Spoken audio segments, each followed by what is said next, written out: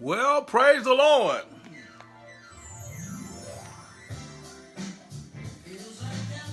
Feels like I've seen you before. You were mine and I were yours. Hey, how you doing? Welcome. Hey, doctor, how you doing? I find it hard to breathe. I just can't believe you're feeling me like I'm feeling you. I gotta pinch myself. No one has gave me such a thrill the way that you do. I just got to let you know, in case you didn't know, I think you're wonderful. Hey, welcome. That's this thing you do to me. It keep me real. I think you're wonderful. Hello, number Nicole 7. Thanks for joining today. Hey, how are we doing? Welcome. I don't want to fool myself, but I'm falling in love. You giving me that old school love, telling me I'm the only one, showing me that is how you really feel. You make it hard for me to breathe. Welcome. Invite. I have to pinch myself. Hey, Card, I ain't seen you in a while. How you been doing up there in the zoo? Come on, I'm gonna quit. I just gotta tell you, I gotta let you know how I really feel.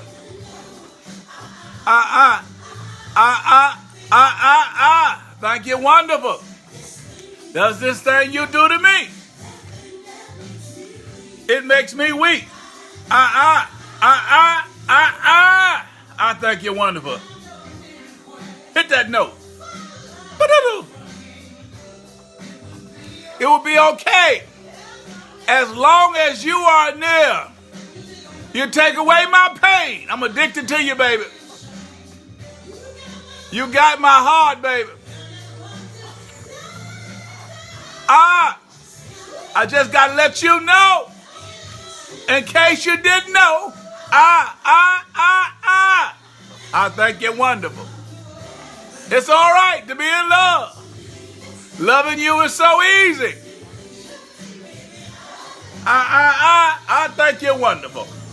Well, welcome to Rejoice Ministries, relationship tips with Bishop Rejoice. Thank you so very much for joining us tonight.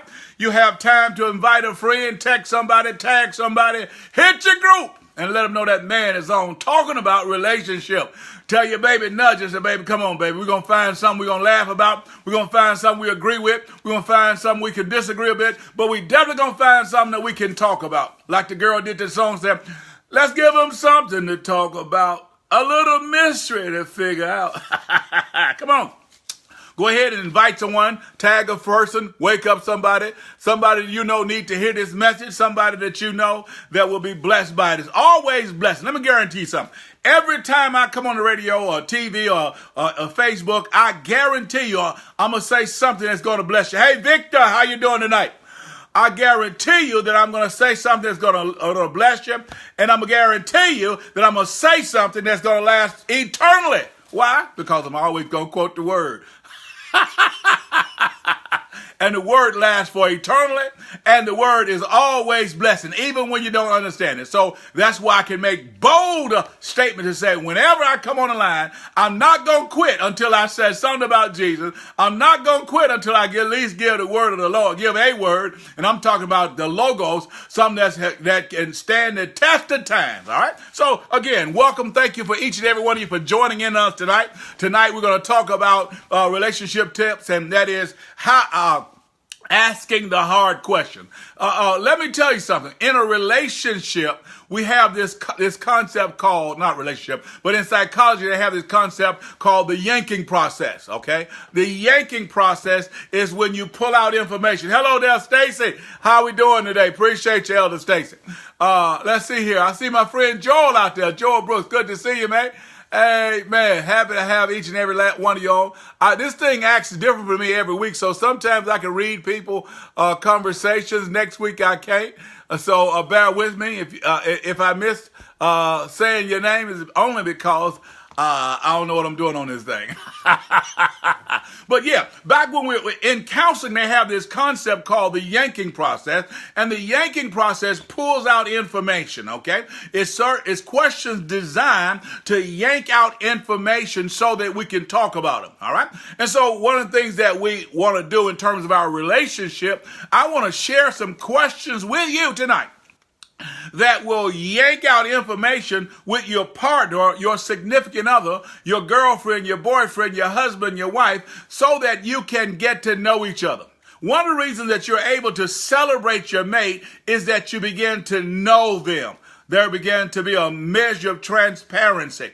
And so sometimes you have to, in order to get the information, depending on the personality type, we know there's certain personality types of volunteer information, but then there's other personality types that hide information, all right? They see information as knowledge and power, or they see information as what are you going to do with this information if I share it? So they hold it back, okay? And so the only way you're going to get that information is about asking or the right questions. If you ask the right questions, the information come out. It's like a combination. Y'all remember we used to go to ninth grade, and when you went to the ninth grade, you got a combination lock. Boy, I was so happy when I got my combination lock because I could flick it, and I hit the right numbers in there, and it would come out, open up every time. Well, the same way with relationship. If you ask the right questions, you will get answers, and which will cause the individual that you are dating or getting to know to share information that can be beneficial in terms of growing. Now, this information is not used in a negative way. It's used to build you up. Paul says, I use my gifting for the edification or for edifying and not for destruction. And so when you're in a relationship with someone, you're gathering information. The purpose of the information is that I may best minister to you, that we may live peaceably together, that we may build, okay? And so you're asking these questions. Now, if it's in a dating situation and you begin to ask certain questions, their answer will determine whether or not there's any need for us to continue on in the dating relationship. If I find information that's a deal breaker, then there's no need of us progressing any longer. I know that you and I can't go beyond the point that we're at, okay? And so the sooner that we find out certain information, the better. Okay. And so in the yanking process, we're going to yank out information. And once I find out the information, then I will deal with it based on the information I have. Okay? Now, that's why the Bible tells us in 1 Peter 3:7, he says, I'm to deal with my mate according to knowledge. So I've got to gather information. If I have not entered into a covenant with this relationship, then I gather this information and I make decisions based on that information I now have. Okay? And so, but in a marriage, I'm in a covenant with you. So I find out certain things. I don't care how bad it is. I am committed to sticking through with you. So we now begin to work through this whole process. Okay? All right. Okay. Now, as always, eat the meat, spit out the bones. I do the best I can what I'm working with. Okay? And so I give you 26 years of marriage. I raised 5 kids. I've been pastoring since 1982. I've had a chance to go to all kind of people in terms of wealth. I've counseled a whole lot of money, no money, a whole lot of education, no education, a whole lot of experience, no experience. And there's a commonality with all individuals. Hello, Hazel. Thanks for joining us. And everybody, whether they're a man or woman, boy or girl, educated, uneducated, they all face trouble. The Bible says this about us: man that is born of a woman is a few days and they're full of trouble. Okay, so it doesn't matter who you get with. Sooner or later, there's going to be trials. Now, as always, hey Aisha, thanks for joining us. As always, you can always go to my website and leave questions, or you can type up questions on the screen, and if it's in harmony with my message for the night, I'll answer him. And if I don't know the answer, I'll say I don't know. I'll get back with you, and I'll follow up with you offline, and I will type up some of the information I can for you if I don't have it presently with me. And as always, you can go to my website at lifecenterchurchmichigan.com, and you can leave a share. I mean, you can leave a comment. You can leave a donation. You can leave a invite on that. Okay. I want you to go ahead right now. Go ahead and share an invite. Go ahead and share an invite as we get started. Tonight's questions. These are certain questions in a relationship. Sooner or later, you have to get around to asking these questions. And I tell people when it comes to finances, the sooner the better. The sooner you ask him about his money, the better. As we find out later on, when the longer you're in a relationship, if you have not asked him about his money, he will not tell you things that you have not established early on. So you want to find out whether or not he has the financial ability to continue the lifestyle that you're used to having. And so there are a lot of questions that you want to ask. Are you preparing for retirement? You know, things like that, so that as you age, you are prepared for it. But let's give you some couple of questions. All right, let's just jump start on that. One of the questions you want to ask is, do you feel, and again, depending on what time or how long you've been together, do we feel more emotionally connected than we did early in our relationship? Did we feel more emotionally connected now than we did earlier on in our relationship? In other words, are we growing emotionally? All right. When you're in a relationship, there's a physical growth, spiritual growth, emotional growth, social growth. There's all these types of growth that's going on. And so I'm tuning in right now to the emotional. Are we more emotionally attached right now? You should be. That's right. You should be growing. You should be increasing in these areas. Again, if you follow me on Instagram, one of the posts that I put out was, if you are in a relationship, the person should be making you better and not bitter, okay? If you find yourself bitter and not better, it's some issues that we need to address, okay? There are some issues need to be addressed. If I find myself angry, if I find myself bitter about life, then there are some adjustments that we need to be made. So if I'm connected with you, then I should be getting better emotionally. We should be connecting more emotionally. Now, if we're not connecting more emotionally, then we need to evaluate why we're not connecting more emotionally. Is it because of, maybe our job at this season? Sometimes when you begin to have kids and you're trying to get two careers at the same time going, then sometimes you don't have enough time there. The first adjustment is self. I don't quite understand it. Aish, you got to come back and tell me what you mean by that. So you have to make that deposit. You have to make that adjustment. I ask myself, am I more emotionally connected? Are we more emotionally connected? Are we increasing or are we decreasing? One of the things that a scale will tell you, a weigh scale, if you get on it, it will tell you whether or not you're gaining weight or losing weight, okay? And so you should have some methodology of determining whether or not you are becoming more emotionally connected or not, okay? Also, since we're on that, are we growing together spiritually? Are we growing together physically? Do we physically like each other's company? All right, and we'll jump into that a little bit more in a moment. Hey, Laura, how you doing? Listen, here's a question that you can ask. That's a non-threatening question. What makes you feel loved most? What makes you feel loved most? If I don't know what makes me feel loved, then then it's going to be hard for you to discover what makes me feel loved, okay?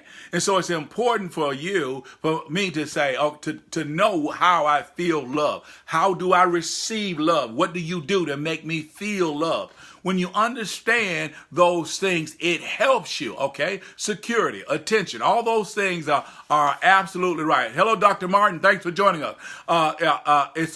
You're absolutely right. I need to know what makes me feel loved. Because if I don't know, then someone else can manipulate me. Okay, but when I know I know what makes me feel love, then I understand when I'm receiving it, and also I can train individuals, train if somebody get offended with that. I can instruct them on how to please me. Okay, if I'm feeling some kind of way, I have to first evaluate myself to see where I am mentally and spiritually. Am I communicating properly? So I just feel before I put out bad vibes, I need to make sure I'm in order. Absolutely. I think that always, Aisha, if you're it all starts with myself. I have to start with me. All right, I got to look at me. Michael Jackson said it starts with the man in the mirror. So there's no way for anyone to properly minister or me to grow together with someone if I have all this baggage. That's why learning to be single sometimes is the best thing for me before I add someone else into this equation. So if I'm unhealthy, then I don't need to bring anybody else in my unhealthy, toxic environment. So starting out with myself is absolutely crucial for me to be healthy and whole and ready to pursue a relationship, to develop a relationship with someone else. Okay, here's a good question for you. How does love look to you? What does love look like?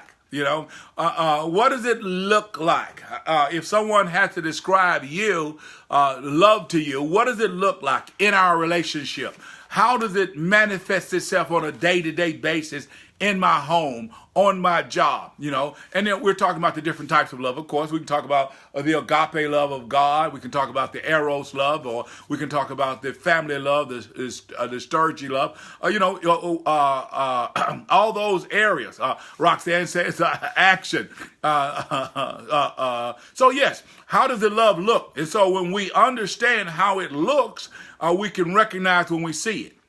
So you need to have a vision. The Bible says without vision, the people perish. So if I have a vision of what love looked like, I can recognize it when I'm giving it out, or when I'm receiving it, or when it's in action, whether in my environment or outside of my environment. A lot of people can recognize negativity or devilish or witchcraft because they are always focusing on those things, okay?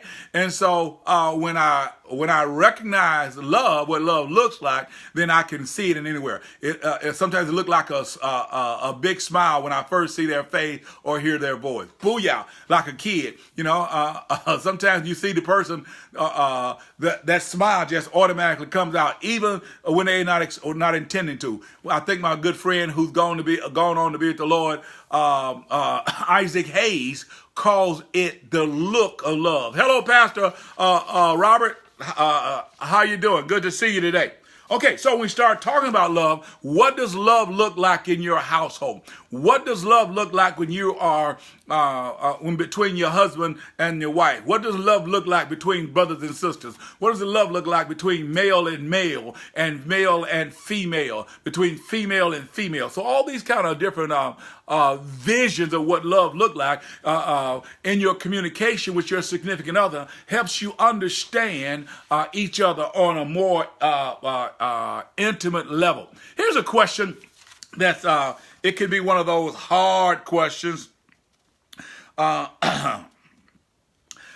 if you've been married, here's a good one.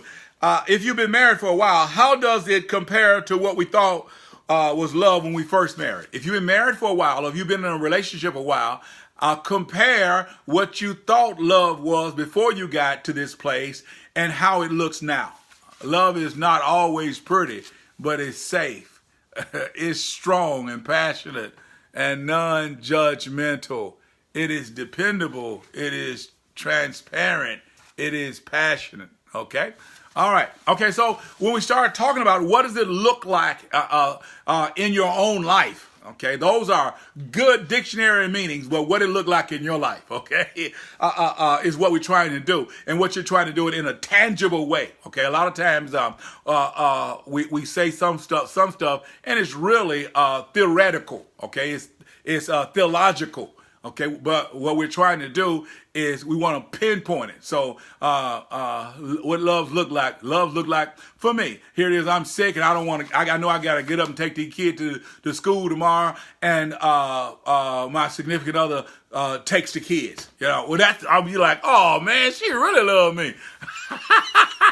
So that's what I'm talking about. I'm not talking about theoretically. We're not talking about going in a Google and Google up love. I'm talking about how does it look in your own life, okay? How does it manifest itself, okay? So that way it's realistic. It's practical. My whole thought process is always make stuff practical. Hello, Paulette. Thanks for joining us today. Now, here we go. Well, here's one of the hard questions you can ask yourself. Are we in agreement about having children?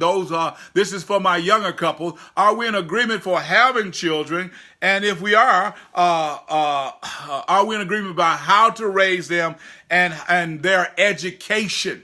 Okay, so these are questions. These are hard questions that you have to ask. Okay, are we going to have private school? Are we going to homeschool? Are we going to go to public school? Okay, what's more important, is education with the skill or education without a skill? So all these things have to be talked about, and these are hard questions. And that's why it's so important that you should have Planned Parenthood. I know I said that word, Planned Parenthood. When we have a baby before we're ready, it takes away a lot of that. Or we have a baby before we're married, or we have a baby with Pookie that I didn't even know Pookie ain't gonna even be around. It's kind of all these questions that should have been answered before we got this baby are now thrust. And now, in some of the cases, whoever keeps the child, in the case of us separating, has to answer all these questions, okay? So it's important to ask these questions in advance. And I tell ladies, again, and let me put out this disclaimer. I know I talk to my audience is both people who are in church and people who are not in church, okay? So there are people who are going to do things biblically, and they're going to do things non-biblically out there. So when I say some things, it's to both audiences. If it's not to you, then just throw away the question, all right? And so what I say to those individuals who have a baby out of wedlock before they have talked through all this process, you are stuck here asking these questions yourself. So if you're going to sleep with a guy, you got to ask yourself this question: is this guy somebody I would want a baby with? Because the possibility is there. Okay, so if he or she is not somebody you willing to have a baby with, then you need to zip it. Okay, all right, that's just free. That was just free right there. So now, when we start, since we're on finances, how much is each of us contributing to our financial health? Okay, in terms of dollars, in terms of otherwise. One of the things that happens sometimes is when to my millennials, if you mess around and start dating a guy or a girl and she gets pregnant, well, what happens to your future? What happens to your plans? What happens to your goals? And your financial well-being now has hit a snare, okay? Not that we can't recover, but it's a setback. So these kind of things need to be talked about. So when it comes to our financial health, is each person's contributions acceptable to the others? Okay, so sometimes we know one of my concepts I love to talk about is proportionate giving. A person who's making this kind of money should give more than the person who's making a little money. Okay, so you give in proportion. All right, and so those are the kind of things we need to talk about in this relationship as we begin to build. We are going somewhere. So these are some hard questions that have to be asked. Don't be intimidated. Don't be fearful to ask these kind of hard questions. Okay, when it comes to kids. All right. Have you explained to them about sex? All right. Who's going to talk about sex? Who's going to talk about death? Who's going to talk about God? Okay. And so are we comfortable with how we've dealt with these subjects ourselves? Okay. And so all these things have to be communicated. All these things we have to talk about. That's why you cannot get caught up in entertainment with football or going to the club and TV shows and not get a chance to talk. Okay, so you have to ask all of these tough questions so that you can build. Remember now, when you're building a relationship, you've got to dig down. When you're digging down, you're laying a solid foundation. And if you lay a solid foundation, you can build and go in anywhere. But if your foundation is not solid, then the first storm comes, it will destroy you. Okay? So these questions are geared or designed to make a solid relationship. It's for you to go Selah. The word Selah means divine delay. Stop and think about it. Okay? So you're stopping and thinking about, where are we going? What are we trying to build? How does we get to this philosophy? Because you're ultimately squishing together your experiences, his experiences, your thought process, his thought process, and the two are becoming one. There's a merging that's going there. And in order for this merging to come out, you're going to come out with a philosophy for the family. Okay? And so in order for us to come out with a philosophy that has what we call consensus thinking, that is both of us buy in and this is our philosophy, then you have to talk about it. You have to talk about it. You have to talk about it. One of my favorite concepts all my life, anybody know me a long time know that I believe in advanced decision making. In other words, making decisions in advance before it happens. Okay? Okay. All right. Now, here we go. If you were going on a desert island, what three things or what three people do you take?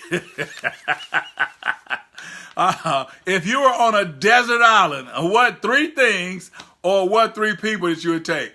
That's just some questions. There's no right or wrong. All of this is designed to make you think. All right. It's like the poster I put on the other day, and I simply said, do you really love him?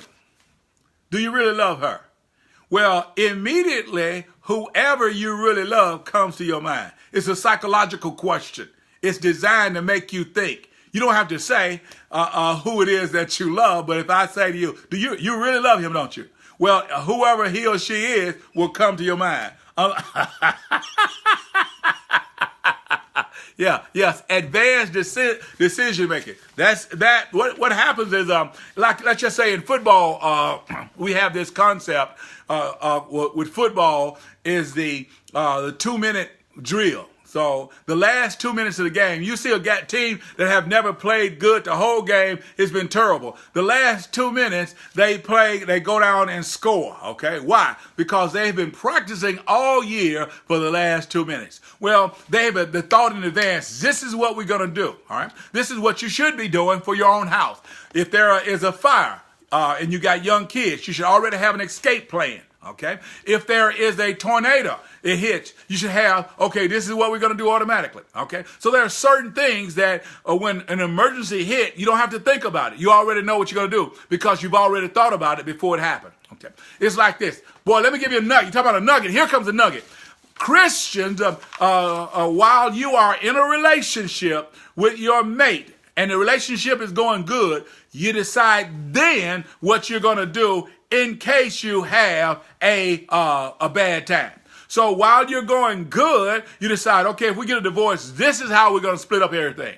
Because at that point, both of you are sensitive. There's no pain. There's no anger. There's no bitterness there. Okay? And so you think about it then, you'll be the right thing. If you wait until you've been wounded, busted, gut and disgusted, angry, cheated on, betrayed, or whatever, then you're going to do totally different than what you would do right now. Okay, all right. Here's another one. Let's do a couple more before we start. Here's another one. Let's see here. How have we learned to cope with normal day-to-day irritations of married life? Okay.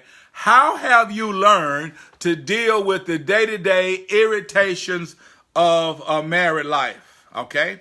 How could we handle them even better? In other words, if you are married right now, he leaves little whiskers in the sink, or she leaves hair in the tub. That's if you only have one sink and one tub. How do you deal with those kinds of things? Yeah. Now, unfortunately, sometimes they don't keep their word. I mean, the whole concept of marriage, the whole idea of marriage, unfortunately, that in a divorce means that somebody didn't keep their word. So, that's why you try to make things legal. You make them legal so that in the event that they don't keep their word, you have a system will force them to do what they said they were going to do. Okay, you have a system of law. You sign. This is why we have this thing called prenups. As an NBA player. Not player, as an NBA chaplain for 2.5 decades, the prenup was something that they did, and that some of my guys, most of my guys that did it, never had to use it because they stayed with their mates anyway. But for the ones who jumped ship, that the prenup helped them out. Yes, absolutely. Get an attorney. You need an attorney in advance so that it'll help you do the right thing. Sometimes people will not do the right thing without pressure from an outside source. So an attorney, legal documents, just like your marriage is a legal document. You also need to have legal documents to force people to do things that some of them would not normally do. That's why we have such things as the friend of the court. Or we have a child support. We have alimony. All of these things is our legal system making people do stuff that they should have done in the first place. But since they're not going to do it, they are forced to do the right thing. Okay, y'all got some good comments going out there. Y'all getting me fired up. Okay, here we go. Here's a good one. Here's another. Let me find another good one here that's not too tough. But yeah, when it comes to life irritants, learning how to deal with someone who sucks their teeth, yeah, those are irritants, or someone who goes, she gonna be late and tie up the bathroom. So how do you negotiate through that? He is going to be late for dinner. How do you negotiate through all of that? Those are little irritants. She ain't going to put no gas in the car. He's not going to pay bills on time. So all these are little irritants that can grow if you don't have a strategy on how to deal with the flaws of one another. Okay? And so he's not going to keep up with his word. He's not going to follow through. All those are things that we sometimes are day-to-day challenges of relationships that erodes at the emotional deposits that we made. So we have to talk about how I'm going to make it. This is not enough to get a divorce. I can't tell you how many people I've sat down with and they're on the verge of divorces and that's not enough to get a divorce up. It's not enough. Okay, what you mad about? Well, I'm mad because he don't never take the garbage out. You going to get a divorce over garbage. Well, if you get a divorce, baby, you got to take the garbage out yourself. How did we even get to marriage if I know it before?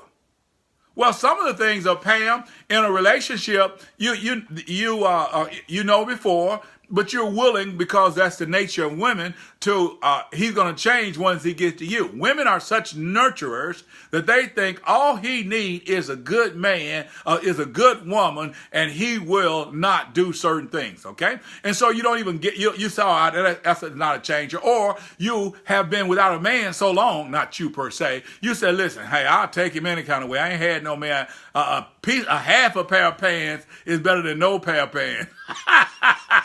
Come on, Pam, quit playing. Quit playing. I'm just joking.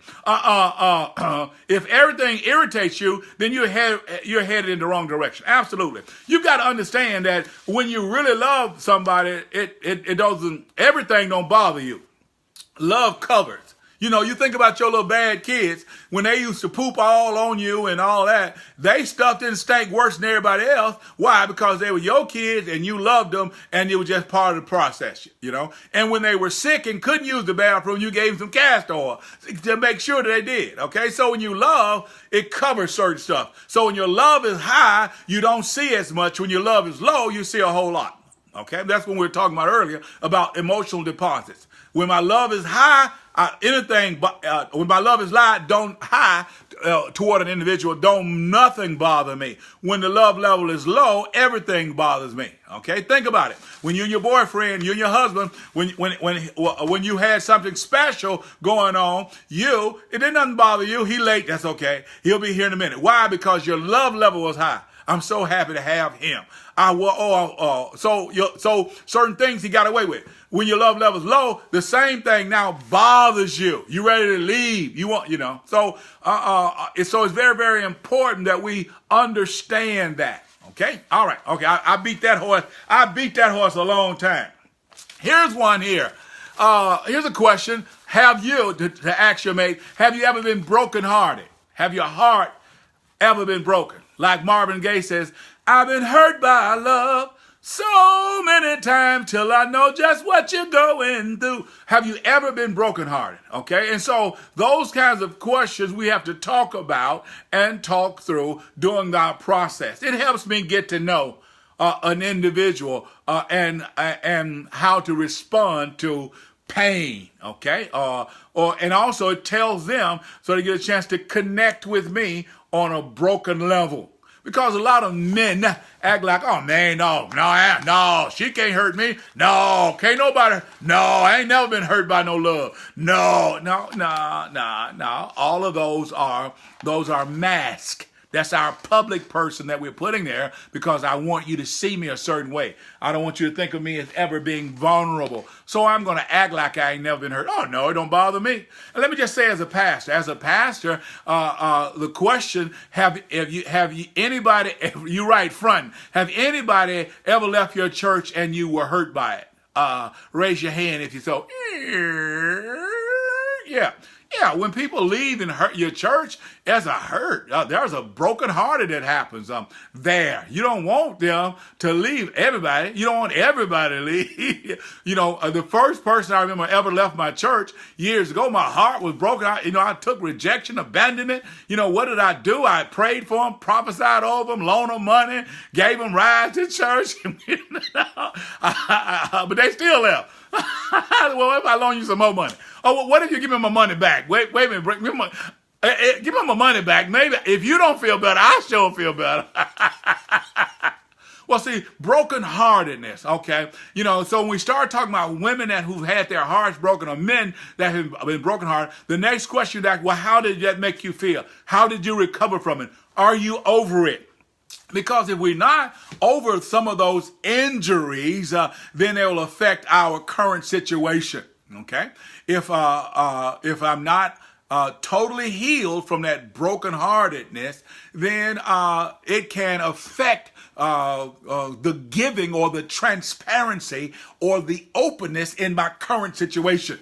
Okay, I'm currently afraid to give you my love because I remember the last time when I was with Sally, I started loving Sally, and next thing I know, Sally was gone. Ain't no use in going home. Sally done left and gone. So it hinders me from being as open and receptive to the love of someone else. So I have to talk through this brokenheartedness because the truth of the matter of it, anybody who have ever experienced hurt don't want to be hurt like that again. Whether it's a loss of a loved one, whether it's a divorce, whether it's all those things, boy, they really hurt our heart. And you don't want to feel that pain no more. So you do whatever you can to keep from feeling that pain.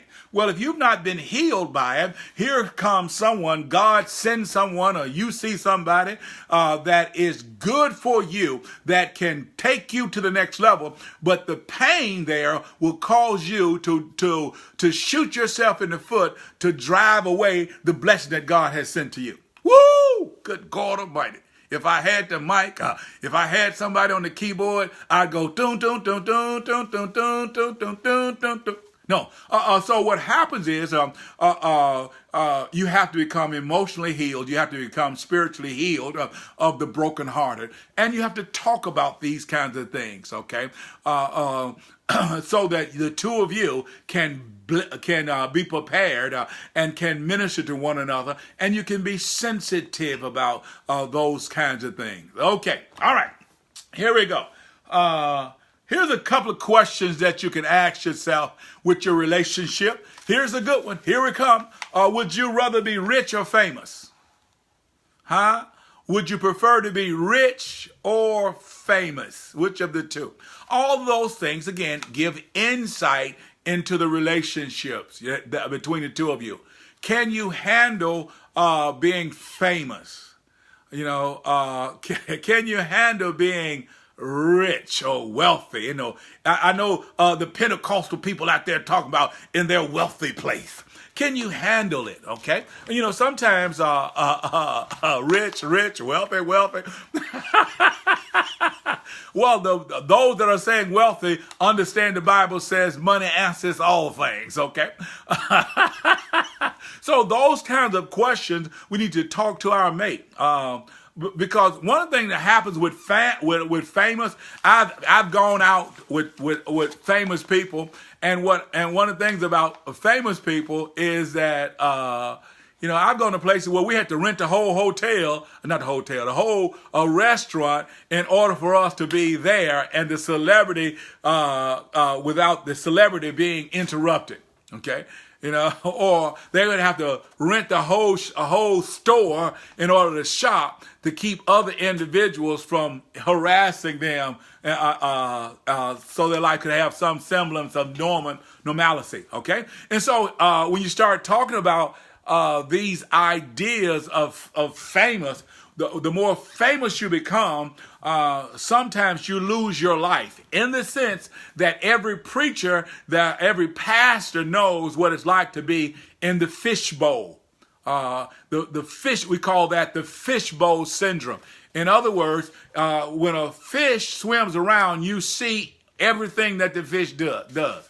Well, when you become famous, those things happen. I remember one time I spoke at this very large, my first and probably my largest gathering. And after I finished speaking, that next day I wanted to go run on the beach. Well, I couldn't run. Every 3 steps, the people from the conference would stop and talk to me. So all my freedom was gone. It was gone during that entire week as a result of the exposure that I got at that particular time. So to me, I resisted sometimes becoming famous, quote, because of that. Now I'm more mature. I can handle it. But back then, I didn't want it. There were times that opportunity would present itself for me to be on a bigger platform, and I would find a way not to go, because I didn't want to be on that. I wanted to keep control of my own life, okay? And so when you asking these questions, it begins to pull back layers in the lives of individuals, so you can understand their philosophy. Remember now, when the two become one, they have to have a philosophy of their family. And the only way that you're going to have a family philosophy is to talk about what you think about before those events actually occur. This is how we're going to respond, okay? And so this is all part of that whole process. Okay, well, that's about enough for tonight. Here's one last question that's not that tough. It is, what is something that you would really like to get better at? What is something that you would really like to get better at? That's what you ask your significant other. Again, all of this does is hold them accountable. All of it does is begin to get into their mind. It gets them out of themselves and on the table. See, a lot of times we think stuff that we don't share. It's like texting, or back in my day when we first started having telephones, people would say things in the telephone that they would not say face to face. Well, now people text stuff that they won't say. Okay. Well, there are things that you think in your head that you will not say. You just think them. Hello, Jenny. So, what in a healthy relationship, I've got to yank out some of this stuff that you're thinking. I want to know your inner thoughts.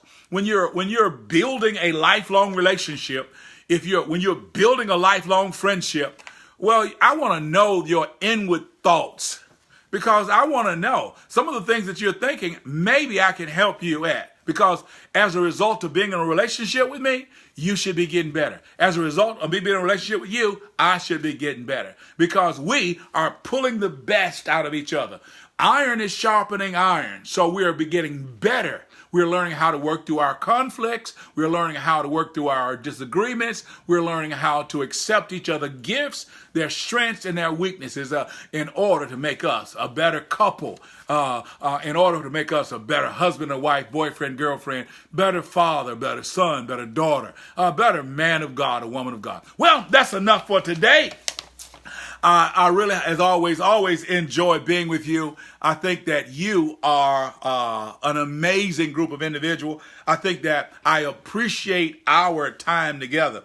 You know, one of the things about life is you never know how long this window is going to last, okay? You never know how long this relationship that we have back and forth is going to continue. I'm so happy for you to have a happy Friday. I'm so happy that we got a chance to talk. I want you to know I think that you are wonderful. You're absolutely a great individual. I look forward to working with you on a weekly basis. As always, eat the meat and spit out the bone. Father God, I bless my team tonight. I bless these men, these women of God that have come and been with me tonight. Lord, we're looking forward to our secret single meeting tomorrow. Lord, I bless them.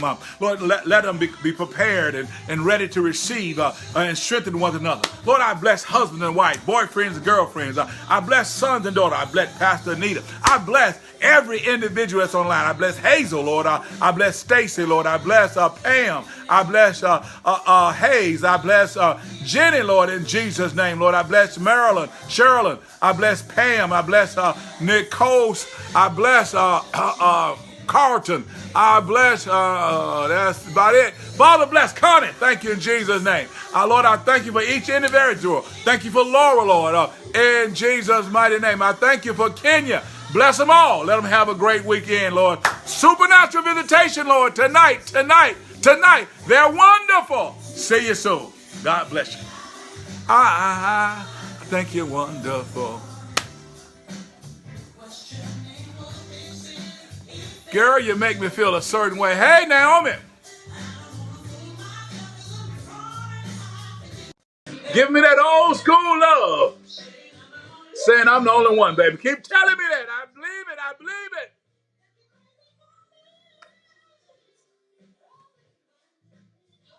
I find it hard to believe. I can't believe that you feel in me like I feel you. There ain't nothing like being in love with somebody who loves you back. I think that boy Pendergrass said that. Hey, gal, you got to look rewind. You got to go to rewind. We done. Good night. In case you didn't know, think you're wonderful. You do something, you make me keep it 100.